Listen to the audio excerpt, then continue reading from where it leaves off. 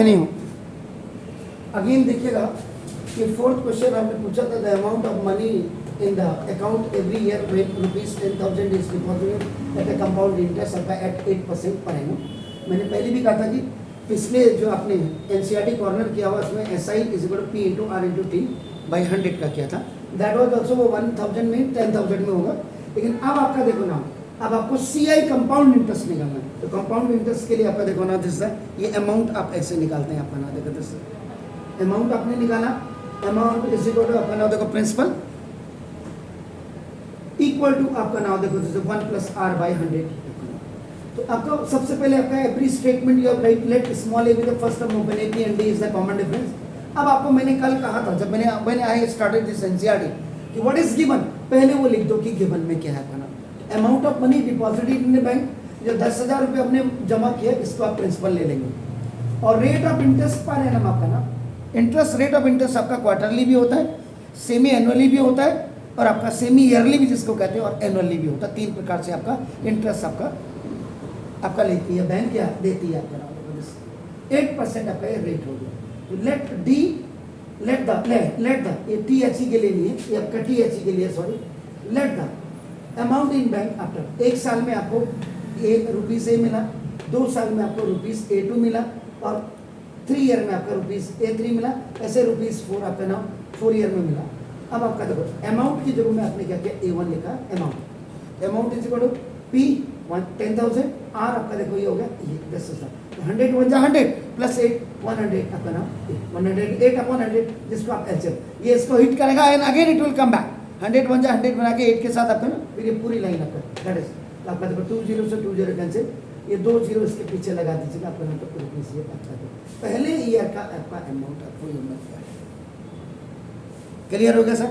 अब इसके बाद फॉर सेकेंड ईयर के लिए आपका नाम, सेकेंड ईयर के लिए आपने A2 लिखा, A2 is equal to same इसी फॉर्मूले आपका नाम, दिस इज द 10,000 आपने लिया, आपका देखो this 1 plus 8 rate of interest अपना अपॉन ये आपका दूसरे साल के लिए। अब यहाँ पे कोई जरूरी है 100 100 क्योंकि बोथ आपका नाम 8 and 100 they both are in a multiple table of 4, तो आप इसको कर सकते हैं 4 2 सा एंड आपका देखो 425 सा। सो नाउ देखो A2 इज इक्वल टू आपका दिस 10,000 आपका अभी 25 1 25 एंड 2 आपका कितना हुआ 27 अपॉन 25। क्लियर हो गया सर। इसका आपका देखो ना स्क्वायर हो गया, तो now A2 is equal to okay into 27 into 27 upon आपका देखो 25 और इनटू 25 4 से, और फिर आपका नाम 25 16 आपका आ गया। देखो ना 27 की का स्क्वायर कितना होता है सर जी 729 तो नहीं होता है, और 729 को आपका नाम 16 से आप मल्टीप्लाई करेगा तो कितना होता है आपका नाम दैट इज, तो ये आपका आ जाएगा A2 is equal to rupees 11,600 750 और 9 6 9 54 आपका नाम, तो इट इज सक्सेस। ऐसे आप क्या करेंगे नाम आपका देखो this is for third year.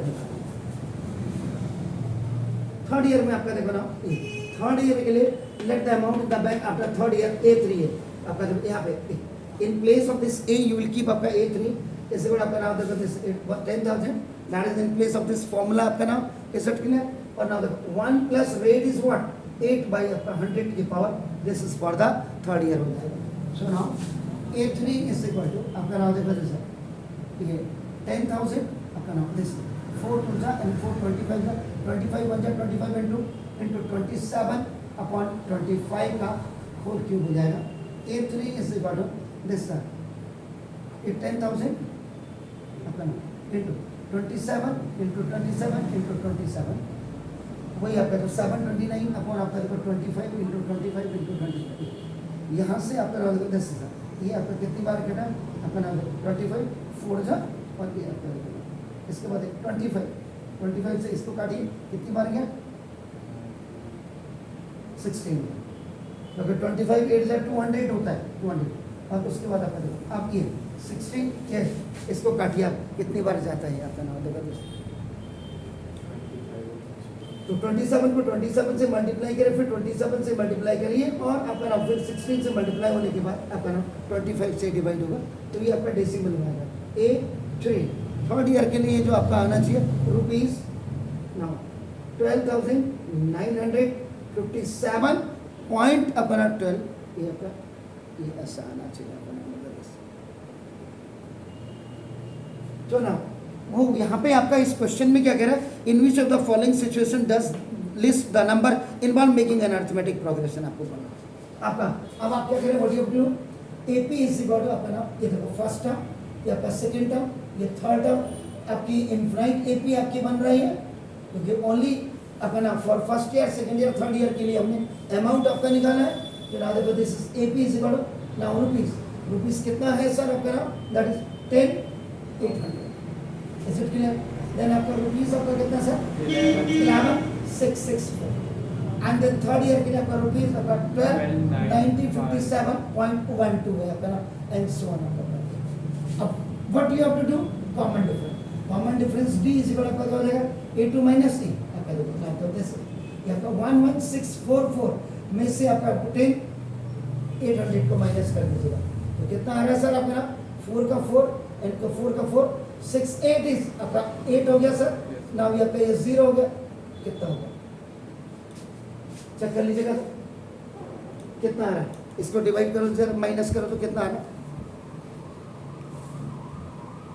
ये कितना आ रहा है 8 है ना 16, ओह ये कितना आ रहा है, ये दिस इज 4 का 4 इतना आ रहा है, कितना आ रहा है देखिए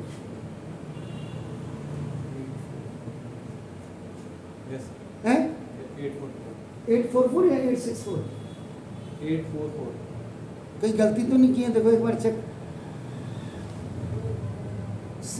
ओहो 11,644 है सर, ये जरा चेक कर लो 4 4 तो आपका नाम 16 में से ठीक होगा सर। उसके बाद अगेन फिर आपका नाम कॉमन डिफरेंस आपका नाम D1 इज इक्वल आपका A3 माइनस A2 कर दो, इसको अप्रोक्सीमेट वैल्यू ले लीजिएगा 12,957 और माइनस 11,644 आपका होगा। तो now rupees 74 is 3, 54 is 2, 96 is 3, am I right? Yes sir.